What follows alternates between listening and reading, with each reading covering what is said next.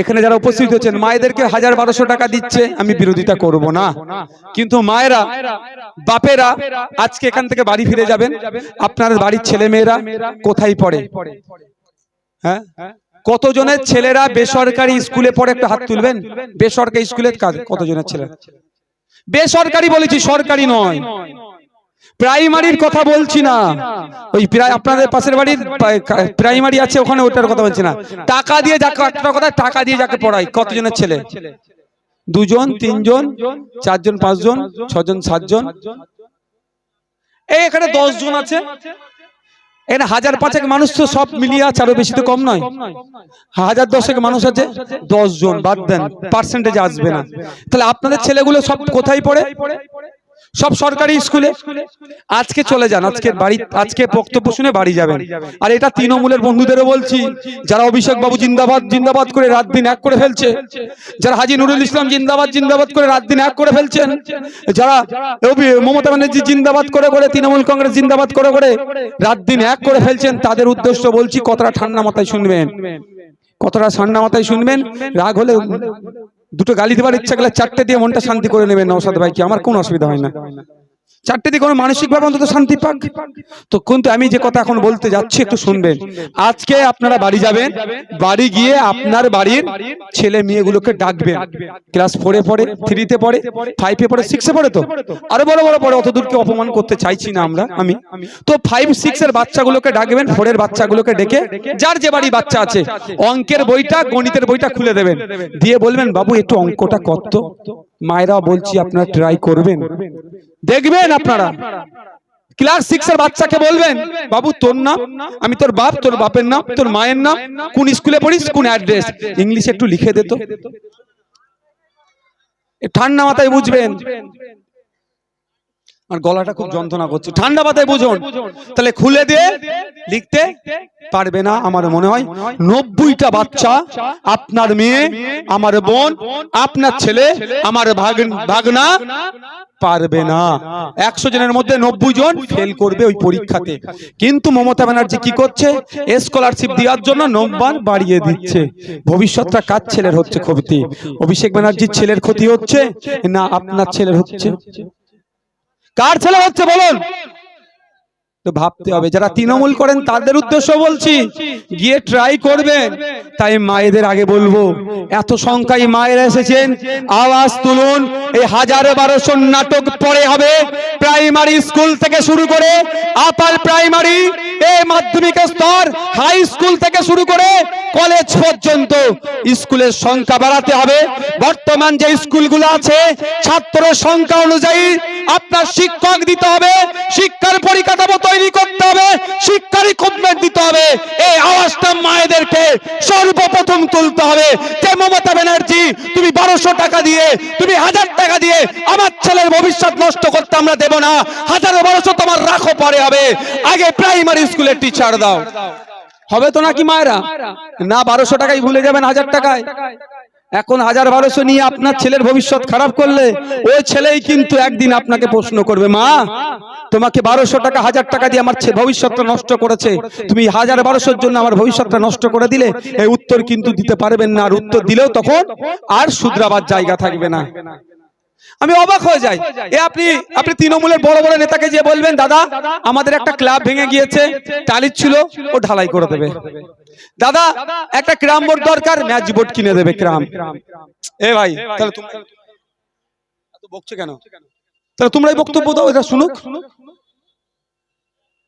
ভাই গলার যা হচ্ছে আমি বুঝতে পারছি, এত মানুষ এসেছেন সেই জন্য বলছি না, আমি বাড়ি চলে যেতাম ভাই, বিশ্বাস করুন, খুব কষ্ট হচ্ছে আমার গলায়।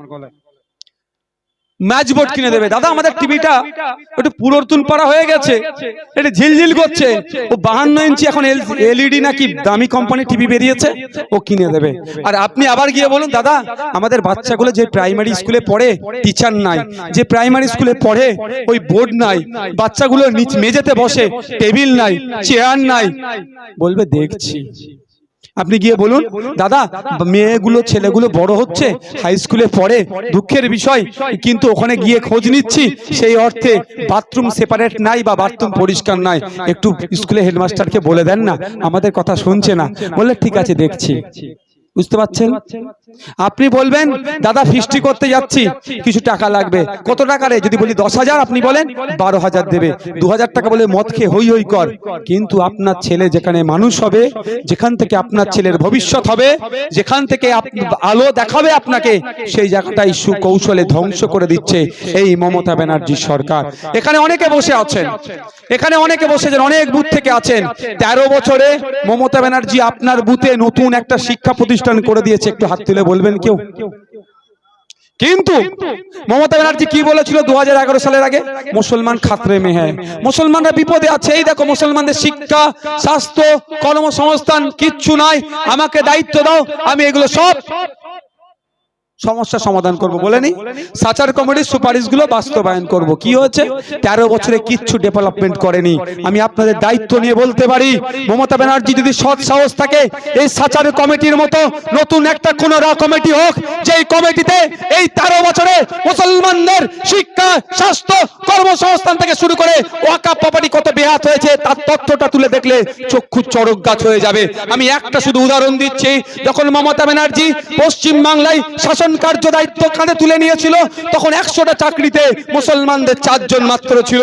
এই 13 বছরে এত ভালোবেসেছে মুসলমানদেরকে, মুসলমানদের ছেলে মেয়েদেরকে চাকরি করার মতো কষ্ট করতে দেয়নি, ওই পার্সেন্টেজটা শূন্যের নিচে নামিয়ে দিয়েছে। বুঝতে পারছেন না? কত ভালোবাসে, ভালোবেসে একটা জিনিস দিয়েছে আপনাদের, কি জানেন? রাগ হতে পারে, বাজারের অনেক মাইক আছে, তার রাগ হতে পারে, কিচ্ছু করার নেই। কি দিয়েছে?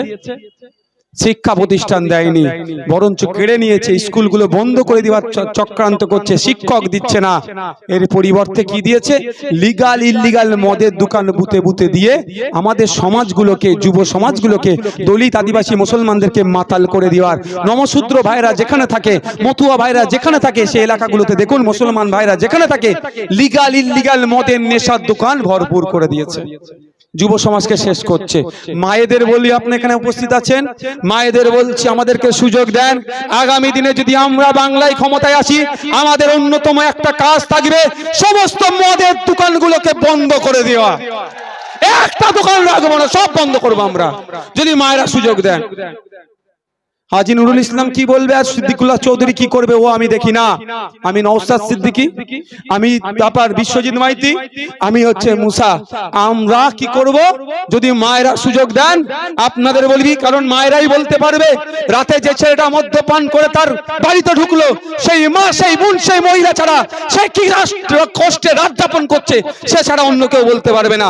আর মমতা ব্যানার্জি সুকৌশলে এই বাংলার মুসলিম যুব সমাজকে, বাংলার দলিতদেরকে, বাংলার আদিবাসীরা, বাংলার নবশুদ্ধ সমাজের মানুষেরা, বাংলার মতুয়ারা যেখানে বেশি বেশি বসবাস করে, সেখানে স্কুল না দেওয়ার পরিবর্তে মদের দোকান খুলে ব্যবস্থা করে দিচ্ছে। এই অপদস্থ মহিলাকে আমরা ভোটে হারাতে হবে। হবে না ভাই? হবে না মায়েরা? ভোটটা দিন, এগুলো বন্ধ করতে হবে। রাখতো ওখানে। আরে পশ্চিম বাংলার এখন মেন শিল্প কি জানেন? মদ। ভাবতে পেরেছেন? মদ তো অন্য অন্য রাজ্যে বন্ধ আছে, সেই রাজ্য কি চলে না?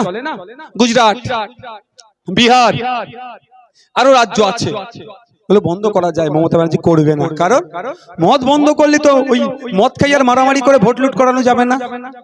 মদ বন্ধ করলে শিবু উত্তম আর হবে না। ওই যে দুর্নীতিগ্রস্ত নেতাগুলো আছে, মদ বন্ধ করে দিতে এই অন্যায়গুলো করিয়ে লোকের ছাদে, লোকের বাড়ির কাছের ইট ভাঙানো যাবে না। এগুলো করবে না। কিন্তু যদি আগামী দিনে আপনারা সুযোগ দেন, আমরা এই কথা এগুলো করব।